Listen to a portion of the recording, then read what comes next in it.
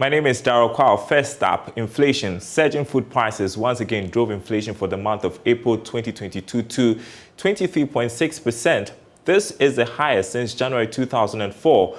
According to the Ghana Statistical Service, imported inflation hit 24.7%, indicating increasing prices of imported items. Here's government statistician Professor Samuel Enim, who called on policymakers to address the rising prices of goods and services in the country. CPI for April 2022 was 156.5 relative to 126.6 recorded for the same time in April 2021. The computation of rate of inflation based on these indices, that is 156.5 for the month of April 2022 and 126.6 for the month of April 2021, leads to a year-on-year rate of inflation of 23.6. This literally means that prices of goods and services have gone up by 23.6% over a one-year period, specifically between April 2021 and April 2022. Relative to March 2022, this indicates a 4.2 percentage point inflation rate higher than the rate that was recorded in March 2022, which stood at 19.4%. This culminates in a first quarter inflation rate of 16.3, which is about 6.2 percentage point what was recorded for the same time in the first quarter of 2021. On a month-on-month basis, that is between March 2022 and April 2022, rate of inflation was 5.1%, and again this indicates a variation from 4.0 that was recorded on a month-on-month basis for March 2022 relative to April 2022, 5.1%.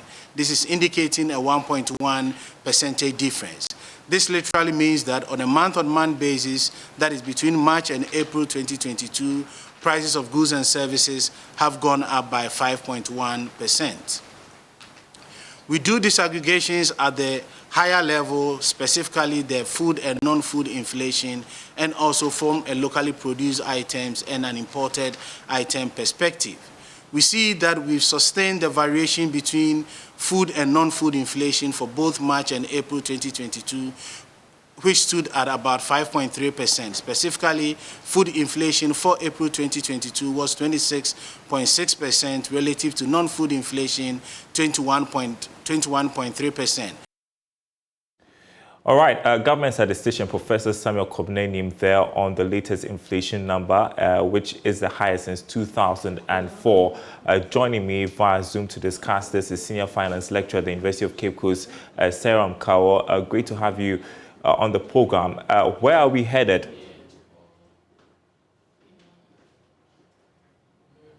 Seram, can you hear me? Yeah, Dari, I can hear you. Yes, I was just asking your thoughts on the latest figures, skyrocketing inflation. Where are we headed? It means that the policymakers must try to sit up on trying to work on the rate of inflation that we have in Ghana, especially where we look at the food category, that the prices that we are getting is not looking, the rates that we are getting is not looking too good for the country. 23.6% rate of inflation over a period of 1 year is not the best for our country. And so policymakers, government, finance ministry, Bank of Ghana, and the rest have to have a meeting and find out how best they are going to look at this situation. We have a problem in our country where we do not monitor the prices of items on the market, especially when the fixing of the price becomes a problem. So the producers, farmers, and the rest fix their own prices, and that is affecting the rate of inflation that we have in our country. Okay, and the situation, I guess, is being aggravated further by the rising cost of imports. Like we are told, we are seeing over 24% inflation in terms of imported items, and that doesn't make the situation any better. Yes, the rising cost of imports has been there for some time. Ghana, normally, we are import-producing country, and so we import a lot of the products that we have in our country. Currently, we have fish that we import, and most of the poultry products that we have are also imported. This has aggravated the situation when we have exchange rate not being stable over time. And so our exchange rate going up had also affected whatever that we are doing in our country in terms of the products that we produce. And so there is a need for us to have a drive on export so that we also export a lot of the things that we have in our country. And that can go a long way to affect. Some of the things can be produced in this country, but then it is a policy that government must make so that we provide subsidies for our farmers and the rest to produce the things in large quantities, thereby driving the prices down. And I just want you to explain to our audience who are wondering, how come inflation can move from 19% in March to 23.6%? What factors are contributing to this? Okay, so when we talk about inflation going up, we are simply looking at the rate at which prices of goods and services have gone up over the period. And so these prices of items have gone up over the period can be due to a lot of factors. One is we can look at the fuel prices that we have. Fuel prices will drive almost everything that we have in our economy. And so when fuel prices have gone up, this will go a long way to affect the price of the products that we have. Those companies that are into manufacturing, when they import a lot of the products and then they bring raw materials into our country, which cannot be produced locally, that import rates can also go into the prices of the products that we have. Labor is agitating for increase in salaries. So where there are increases in salaries and the rest, that will go a long way to affect the prices of the products that we have. Utilities going up, and they also affect the prices of the products that we have in our country. And so all these things put together goes a long way to affect the prices, thereby driving the cost of doing business and also increasing the prices of the items. Let us also remember that the Bank of Ghana had increased the policy rate, and so this rate has also gone up to affect the cost of borrowing from the banks. And so if businesses borrow from the banks to do their own work, that they pass this particular cost to the consumer, and that can also affect businesses that we are doing. Currently, we have the e-levy coming in. We cannot overlook that particular one. The prices of the cost of payment of this e-levy will be drawn down to the goods and services that are being produced by producers in our country and retailers in our country. Okay. And so all these things will drive inflation up. So Russia's war on Ukraine is still going on.